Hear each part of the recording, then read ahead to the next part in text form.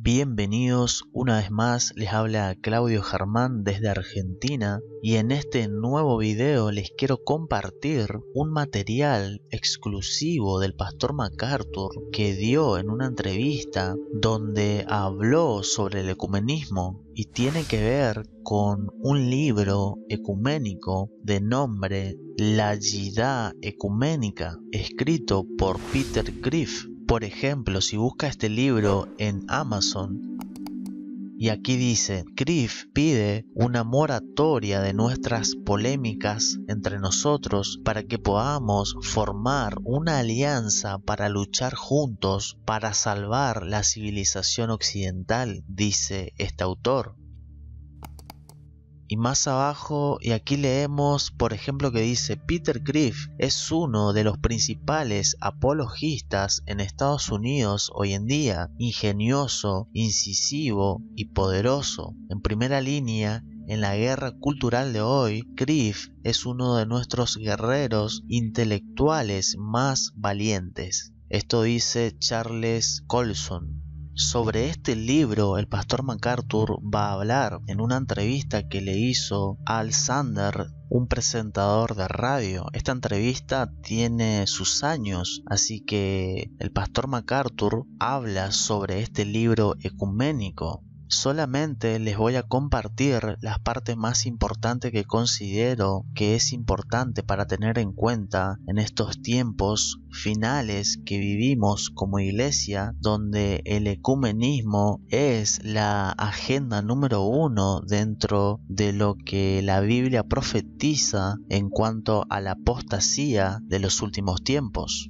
Al parecer, este libro, La Jidá Ecuménica, fue un bestseller en su momento, así que la primera pregunta que se le hace a MacArthur, y presta atención a lo que digo porque va a parecer como que soy yo el que le pregunta a MacArthur, va a ser como que le voy a preguntar a MacArthur cómo le llegó este libro o cómo se enteró de este libro, La Jidá Ecuménica. Somebody sent it to me, as publishers often do.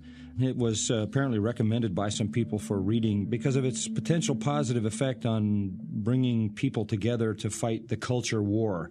And I guess they thought that I ought to be informed on that, so it came to me in the mail. Vemos que al Pastor MacArthur le llegó este libro por correo y a continuación la pregunta para MacArthur es sobre este libro, qué piensa o qué tiene para decir MacArthur del título de este libro, La Jidá Ecuménica o La Jihad Ecuménica. Well, jihad is the Muslim word for holy war.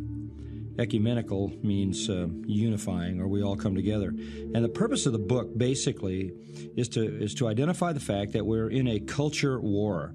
We're in a battle for the culture. We're in a battle to preserve morality, to preserve values, ethics that are connected to God. And in order for us to win this holy war against the anti-God pagan forces, we have to stop fighting each other in the religious community and all get together. So as we become ecumenical, we can win the jihad, the holy war. A continuación, la pregunta para el Pastor MacArthur es sobre el autor Peter Kreeft, si lo conoce y qué sabe sobre este hombre. Well, I do. Peter Kreeft is the author, and is quite an interesting guy. He was at one time a Protestant, I think even an evangelical in the broad sense, who converted to Roman Catholicism and is now a very staunch Roman Catholic and professor of philosophy at Boston College. He is definitely an apologist for Roman Catholicism and particularly for the New Catechism and Vatican II. Al Pastor MacArthur también se le preguntó si él estaba de acuerdo en algún punto con este libro ecuménico, y el Pastor MacArthur dice que el libro al principio, cuando uno lee, encuentra que el autor, bajo la excusa de querer solucionar el mundo, es decir, por ejemplo, la decadencia social, el abandono generalizado de cualquier tipo de moralidad que esté presente sobre la base del orden social en el mundo, bajo esa excusa, el ecumenismo trabaja para unir las religiones. MacArthur ya lo decía muchísimos años atrás, como lo estoy compartiendo ahora con este autor ecuménico que era protestante y luego terminó entregándose a Roma. Por tanto, a continuación, el pastor MacArthur, o la pregunta para el pastor MacArthur es: ¿qué le preocupa realmente a él de este libro ecuménico? Tenga en cuenta que toda la narrativa de este libro ecuménico es exactamente la misma que hoy siguen promoviendo los ecuménicos, los que trabajan para unir las religiones. Principalmente la cabeza del ecumenismo es el líder romano actual, Francisco. Entonces ahora MacArthur va a responder qué es lo que realmente le preocupa a él de este libro ecuménico. Well, first of all, the main point troubles me, and that is the idea that we're supposed to spend our time fighting a culture war. That is, fighting some war on some human power base, like lots of people can vote in large blocks, or like we can influence politicians, or we can lobby, or we can create institutions that uphold public morality. The whole idea of a public morality, of fighting for morality on a sort of an unregenerate level, escapes me as any kind of biblical mandate. The Bible says in 2 Timothy 3:13, evil men will get worse and worse, deceiving and being deceived. The longer we live, the more we accumulate dangerous seasons, dangerous times, and the accumulation of this moving toward the coming of the Lord Jesus Christ indicates that it's just going to get worse and worse and worse. Trying to reclaim the culture, or even religiously, organizationally, seems to me to be completely off target in terms of what a biblical mandate is, which has really nothing to do with some collective morality and everything to do with individual salvation. That's what we're called to do. So I really have a problem with the premise of the whole book, even though it's a very provocative book and has gotten some widespread reading and some promotion in Christian periodicals, because there are a lot of Christians who are heavily into this idea that somehow the kingdom of God and the gospel as to its future and its impact is linked to cultural morality. But that is not that's not true in the scripture. You have in the Bible no effort either on the part of Jesus or the apostles to fix the culture, but rather to approach individuals with the gospel. Teniendo en cuenta que la cabeza de todo el plan ecuménico es el catolicismo, la pregunta ahora para el pastor MacArthur es si todas estas ideas del plan ecuménico es nuevo o simplemente es algo que se ha reciclado y vuelto a enfatizar. Well, I think probably in Catholicism it might be old. I think the Catholic Church, through its history, has had tremendous, immense political power and has endeavored to impose itself institutionally upon cultures and societies. And of course, the author comes from that Catholic background. I think liberal Christianity, some years back, was very much committed to the social gospel, to changing society. It saw the mission of the church as helping the poor and the disenfranchised and the disadvantaged, and all of that kind of thing became sort of the sum and substance of liberal theology.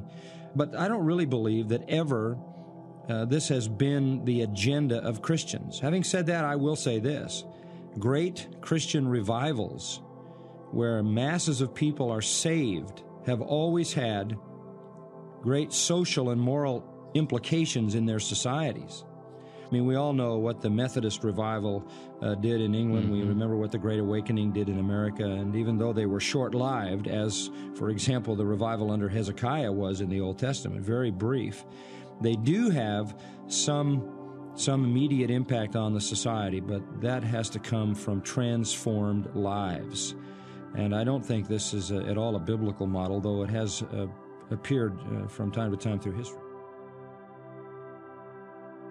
Tenga en cuenta que esto que le estoy compartiendo del pastor MacArthur tiene sus años, y algo interesante que dijo el pastor MacArthur es que el cristianismo liberal hace algunos años estaba muy comprometido con el evangelio social, y actualmente MacArthur es uno de los guerreros del cristianismo en contra del nuevo evangelio de justicia social, que son muchos los círculos cristianos, incluso reformados, que promueven este nuevo evangelio de justicia social. Así que el pastor MacArthur años atrás ya lo anticipaba, incluso ya se hablaba por parte del cristianismo liberal de promover el evangelio social, que simplemente es una pantalla para el ecumenismo. Así que la próxima respuesta del pastor MacArthur tiene que ver que este libro ecuménico no habla de ningún tipo de avivamiento, ni siquiera habla de la salvación.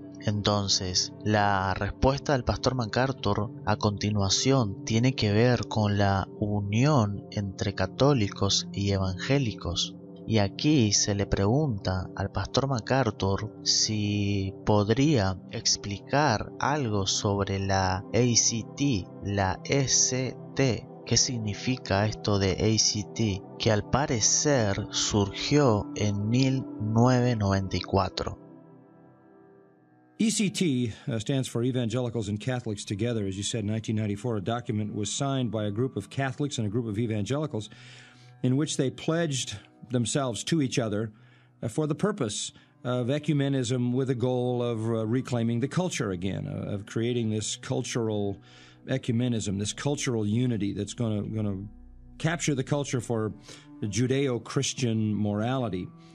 In the process of doing that, in this particular document, they severely undermined the integrity of the doctrine of salvation by affirming Roman Catholics as brothers and sisters in Christ. We know that the Roman Catholic Church does not believe in salvation by grace through faith alone, which is the only way to be saved, but rather salvation by grace plus works. By embracing Roman Catholicism in this ECT document, by affirming that they are our Christian brothers and we all need to work together, they basically just swept away the clarity of the doctrine of salvation as it was defined in the Reformation.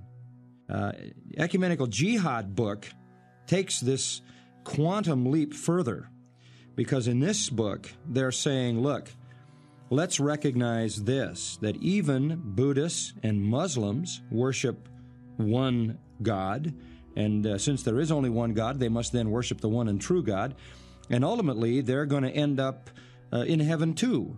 And so are other people in Eastern mysticism religions, and it even says in the book that people who are atheists, who are pursuing truth, are really pursuing God under the name truth, and they should be included too. And we'll all get together, and if there's enough of us, we can win this great holy war against anti-God paganism. Es tremendo conocer, saber cuál es el propósito del ecumenismo, y sabemos que bíblicamente no puede haber comunión entre el error y la verdad, entre la luz y las tinieblas. A continuación, la pregunta para MacArthur tiene que ver con el dogma católico y con la infalibilidad del dogma católico y el Papa, y la pregunta es si eso se ha modificado, si sigue igual o si cambiará algún día. Sabemos que el dogma católico enseña que ellos tienen la verdad absoluta y que solo ellos se consideran la iglesia verdadera. Así que de esto se trata lo que va a decir a continuación el pastor MacArthur. Well, no, and Vatican II changed absolutely nothing. It threw in some new terminology, but didn't change anything. We are still, by Catholic doctrine, Protestants are still separated brethren. We are still, in one way or another, disconnected from the truth and from the Church. And since the Roman Catholic Church postulates itself as infallible, that is, all of its creeds and all of its councils and all of its decisions and edicts and papal bulls and ex cathedra statements are infallible. Since all of that has been collected through the centuries to describe and define the Bible, and since the Church is the only legitimate and infallible interpreter of Scripture, nothing could change. Mm-hmm. It's impossible for anything to change. The idea today that somehow the Roman Catholic Church has changed is a deception, because it has not changed. There are still the issues that were raised at the time of the Reformation, and the main issue was salvation by works as over against salvation by grace through faith alone.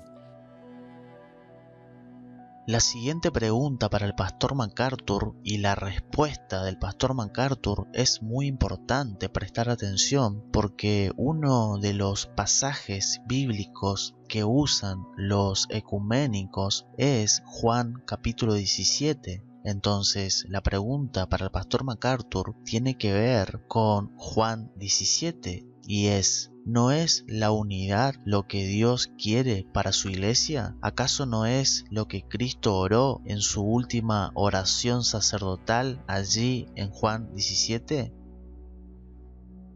Well, of course, in the high priestly prayer in John 17, Jesus was praying for unity that came to pass. He wasn't saying, Father, I really hope these folks can get along. He was saying, Father, make them one. And the Father answered that on the day of Pentecost, when the Spirit of God came and they were baptized with the Spirit into the body of Christ. In 1 Corinthians chapter 12, we've all been baptized with the Spirit into the body of Christ. We've all been made to drink of the same Spirit. 1 Corinthians 6:17, he that is joined to the Lord is one Spirit. We are held together in the oneness of common eternal life. The prayer of John 17 was not a prayer for emotional unity or for denominational unity or for any other kind of external unity. It was a prayer for the reality of common spiritual life and oneness in the power of the Spirit, which was answered on the day of Pentecost.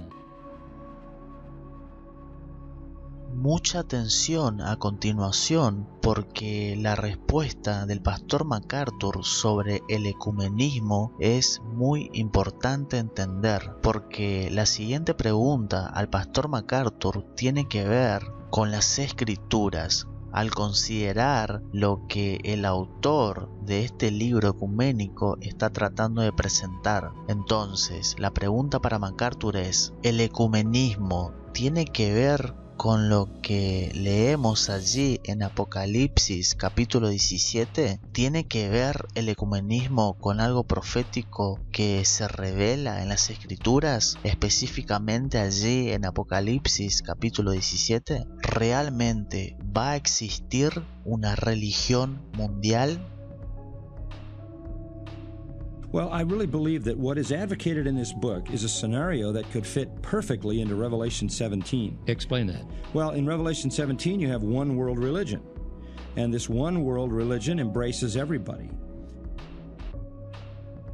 A continuación, el pastor MacArthur habla acerca de que este libro, en fin, solamente promueve la unión entre diferentes religiones, entre cristianos, católicos y otras religiones, y que también es importante entender que esto, como lo va a decir el pastor MacArthur, porque como vemos allí en Apocalipsis capítulo 17 hay una religión mundial, y esto al final se tiene que dar porque simplemente la palabra de Dios se tiene que cumplir para que luego se cumpla el regreso del Señor Jesús para juzgar todo este sistema babilónico. Some of the things in the book that are interesting are his references to meetings between Catholics and Protestants, Jews and Protestants, Muslims and Catholics, and how they're all starting to get together and try to rub out the lines. And That is precisely the picture of the end of the age when the Lord Jesus comes to judge the world, where you have one great world religion orchestrated by the false prophet and the Antichrist around a satanic purpose to fight against God, against Christ, and against the truth.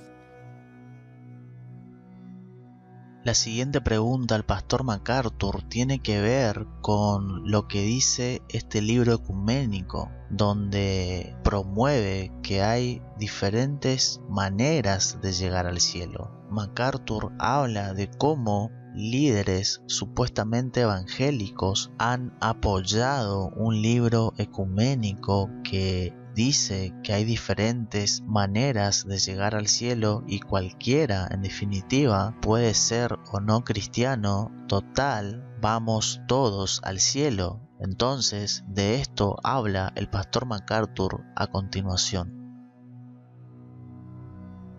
You know, Al, you've identified exactly what the issue is. These people who, not only the gentleman who wrote the book, but the people who endorsed the book, leading evangelicals whose endorsements are on the back of the book, these leading evangelicals who endorse the book, for whatever reason they endorse it, are seriously muddying the clarity of the gospel. Because if this man is a Christian, by their definition, then you can become a Christian some other way than the way the Bible says. If you can be someone who says that Muslims and Buddhists and everybody else is going to be in heaven, then you don't understand the gospel. Otra pregunta que se le hace al pastor MacArthur es sobre la recomendación que se hace en este libro ecuménico, supuestamente de un teólogo reformado muy prominente. Entonces, la pregunta que viene a continuación para el pastor MacArthur es: ¿y si tiene razón este libro? O también otra pregunta puede ser: ¿y si es verdad y tiene razón el ecumenismo? Presta atención a la recomendación que el pastor MacArthur da sobre este libro ecuménico y también cuál es el peligro final de unirse al ecumenismo. Well, you would think. I mean, what if he is right? The proper endorsement of this book should say, this is damnable heresy right out of the pit. This is leading us toward the one world religion of the Antichrist and the false prophet. This is falling into Satan's clutches, and we ought to be aware of these kinds of trends so that we can fight against them with all of our might. Instead of saying what that says, what if he is right, written by a very prominent Reformed theologian, that's just mind-boggling to me. And whatever supposed intellectual stimulation this book might generate, it will do damning harm. Because what it does is plant the seed or even make a convincing argument for the fact that we don't need to evangelize all these people. Right. Because they're all going to be there anyway, and in the end, it's really a kind of modified universalism that just says, we're all going to end up in the same in any way, except for a few really rotten people who don't want to acknowledge God at all, any God at all. Otra pregunta muy importante para el pastor MacArthur es si realmente le preocupa todo este movimiento ecuménico que une a evangélicos aceptándose sin importar la doctrina bíblica. Well, it disturbs me immensely, and from a number of fronts. One, doctrinally, the Roman Catholic Church does not teach the truth of Scripture. It does not teach the truth of salvation. It confounds the whole gospel by making Mary a co-redemptrix with Christ. It brings in works, the idea being that you're saved by infused grace, which is infused into you, first of all, at your infant baptism, and then it gets infused every time you have Mass or every time you do penance or every time you say your rosary or whatever. And every time this is infused in you, it cooperates with your human effort to produce salvation. The problem is they say you'll never know till you die, and probably when you die you won't have made it, so you'll have to go to purgatory and burn for a while in a moderate fire until you can finally get bounced out of there into heaven. That is utterly non-biblical. And that is the stuff of the Roman system. it is theologically heretical. Secondly, this whole thing is frightening from a pastoral standpoint or an evangelistic standpoint because it wants to relabel Roman Catholics as if they were Christians and therefore eliminate the whole of evangelism. And I have found as a pastor that I would say 60% of our church are new Christians, typically, through the years, brand new Christians. And well over half of those people, well over half of them, have come out of Roman Catholic background, where they were lost, where they didn't know God at all, didn't know Christ at all. And they would be the first people to rise up and say, wait a minute, if somebody hadn't come and shown me the truth, I would still be in that system on my way to hell. Y para finalizar este video les quiero compartir una última respuesta que me parece importante para finalizar este video, y es acerca de una pregunta al pastor MacArthur de cómo debemos responder o hablarle si algún católico nos trae un libro como este, un libro ecuménico como hemos expuesto en este video. Entendiendo todo lo que promueve un libro como este, ¿cómo debemos responderle si nos viene con este libro y todo su argumento que ya vimos que no es bíblico? Well, I think first of all, you always take them back to Christ. You always take them back to the person of Christ. You always take them back to the issue of salvation. And probably the best way to do that is to ask them if they have received the full forgiveness of all their sins forever. And they will say, oh, no. And then you can show them that that is completely available in Christ, and that they can come into possession of complete forgiveness by faith in Jesus Christ and not have to live in fear and trying to achieve that, hoping they don't have to go to purgatory and sort of have it all burned out.